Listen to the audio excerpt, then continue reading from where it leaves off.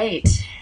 Okay. I'm super excited to be able to go live. Thank you for reminding me that I should probably put my glasses on so I can actually see what I'm doing. Need to see things. I need to see things.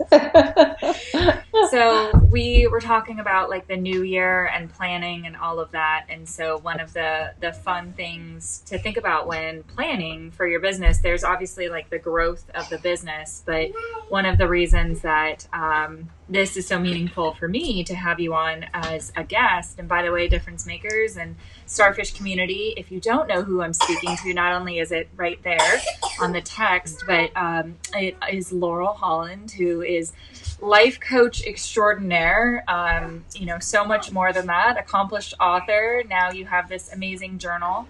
But so the reason that we were going to talk is because one of the biggest epiphanies for me was when you're planning the growth of your company was to planning the growth of yourself and also planning growth around your family. And if you're hearing little minion noises in the background, I have my family with me curled up in my office today that are not feeling so great. So that's the noise in the background. But Laurel, tell me a little bit about this concept of business meets personal, as well as, how you kind of learned in your learning experience around, the difference between business and the difference between business and the relationship with your personal life. Yeah. So I would say that when you think about, yourself as entrepreneur, what you want to think about is you are the channel through which your business develops and comes to life and comes into form, right? So it essentially is just certain aspects of you that are being represented in the world in a certain kind of form. Yeah. And so when you're thinking about your business and growing your business or taking your business in a certain direction or going through a transformation in your business, what you want to become aware of is simply a representation of something that you are going through in yourself. Yeah. If as an entrepreneur, if you're really taking it to a very high level, you would see your entrepreneurial experience literally as a spiritual journey, that you are here to develop and grow in a certain way, and as a soul, as a being in the human evolution, right? And that you're taking part in this experience and this experiment. And when you do it, you are being called on to literally come forth and evolve in a certain way so that you can evolve humanity in a certain way. So you got to do your work. You got to do your inner work, and you've got to know what's going on in here in order to know how to proceed in your business, right? Oh, I lost my sound with you, Bunny.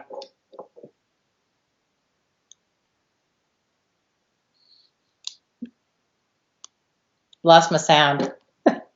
Goodness. Oh, there we go. Okay. Yeah, I muted myself so we didn't have the sisterly love behind us. I'm an only child, so that's been a huge learning experience for me, is the relationship between them.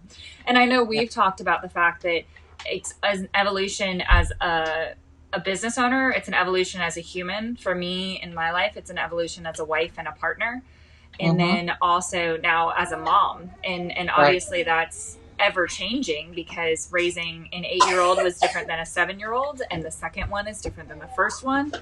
And so the consciousness that I carry with me as a business owner in my personal life, or as a being, as energy in my personal life, definitely helps me be more aware in my business life as well of, the fact that raising my company, right? Let's call it raising instead of growing.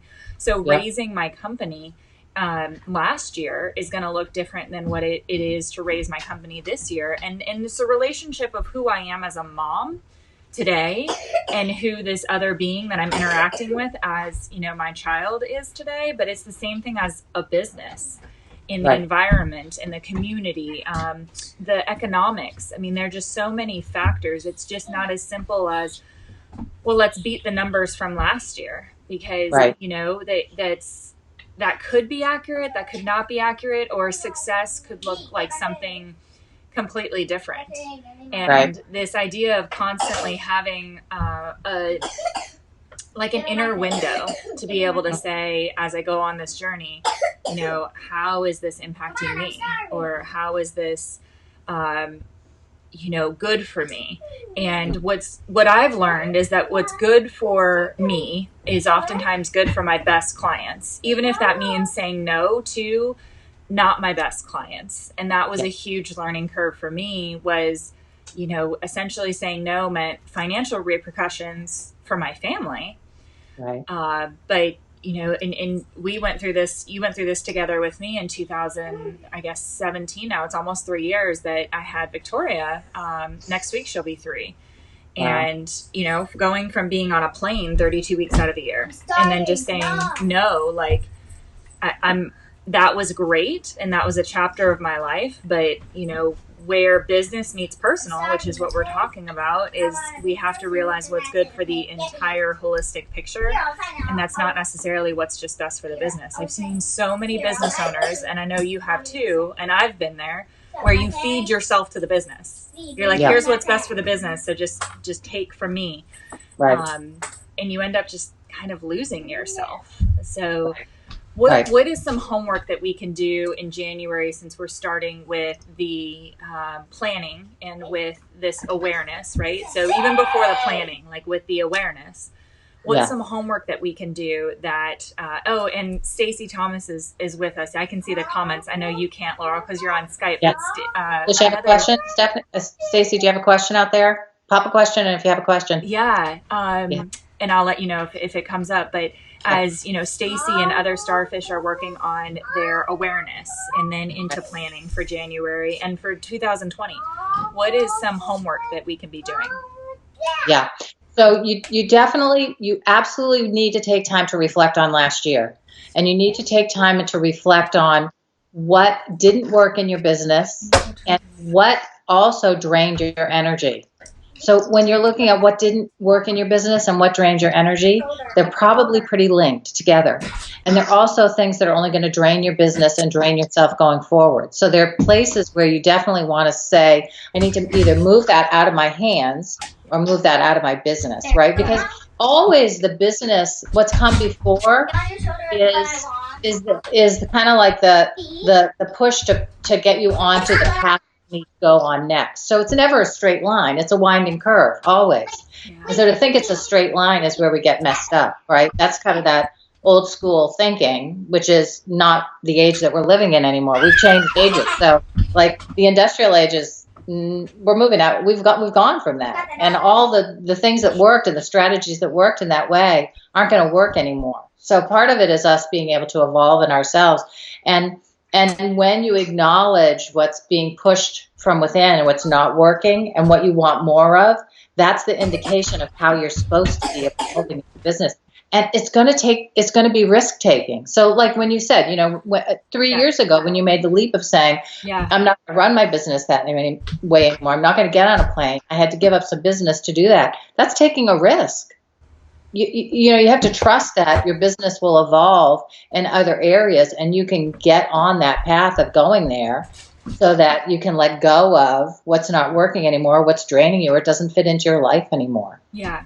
Right? So this was one of the biggest things that I needed help with is indications. And for me, like I'm still consciously right now working on what I'm calling decreasing my baseline, because I do have all of these plates to kind of juggle. And so I feel like sometimes I walk into a situation where it should just take my stress level to like from a 1 to a 4. But because I'm already at an 8, I'm at a 12 and I just feel overwhelmed.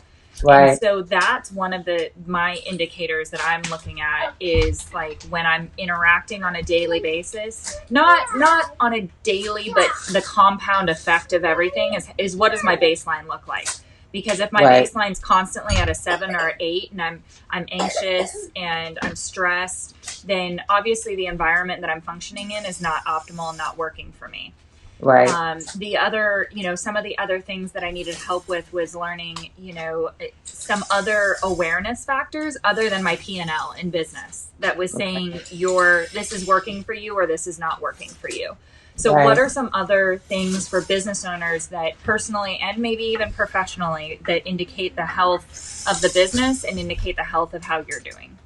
Yeah. I mean, I think your physical health is one thing. And Bunny, you know, this is such a journey for you, your own physical health, because you've got your own personal challenges in that way, right? And so your lens through which you look, you know, is going to be a certain way, and other people's is going to be their own way. So you have to know your own personal health situation, and then what your limits are there, you know, and how you need your business to also support that part of your life. So health is always an indicator. And when you say health, it's physical health, emotional health, and mental health. And then your spiritual health, which we kind of started out with, you know, that whole overall, what is your evolution? What's your inner push for what you want to evolve to, right? So that's more of your spiritual look. But your emotional health, your mental health, and your physical health are all lenses through which, if they are being stressed in any way beyond what is, you know, just general good wellness, then you know you're entering territory that you can't sustain. Yeah.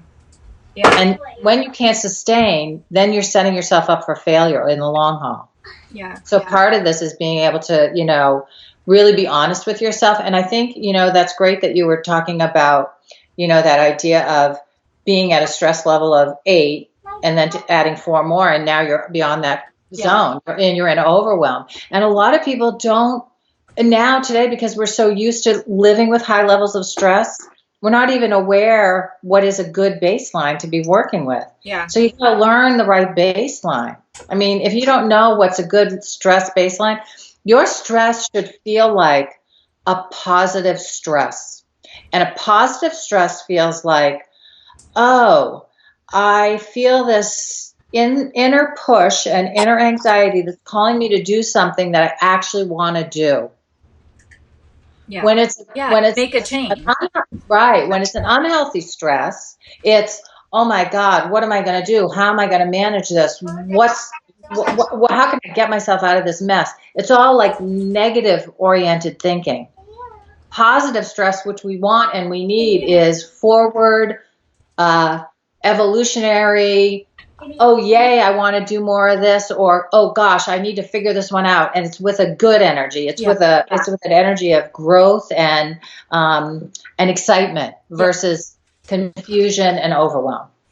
So the last thing that I want to do, and I know it's a shameless plug, but I honestly, from the bottom of my heart, believe Starfish Community, and Laurel knows this, that this daily work of awareness and weekly work of awareness, for me with journaling, you know, was so helpful, but it's also so intimidating to open up a blank sheet of paper and not know what to put there.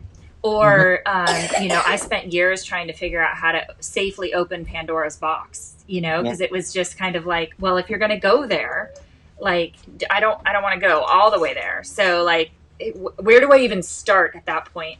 And one of the things that I love is that I know that you've created this journal that's almost like carrying Laurel with me in my pocket or in my purse or in my backpack, so that on a daily basis, you can kind of be there and, you know, coach me through what to put on the pieces of paper and help business owners and women kind of have this awareness of self and awareness of growth. So tell me a little bit about the journal and tell people where to connect with you and get more information on that and living your inner power, and also the journal.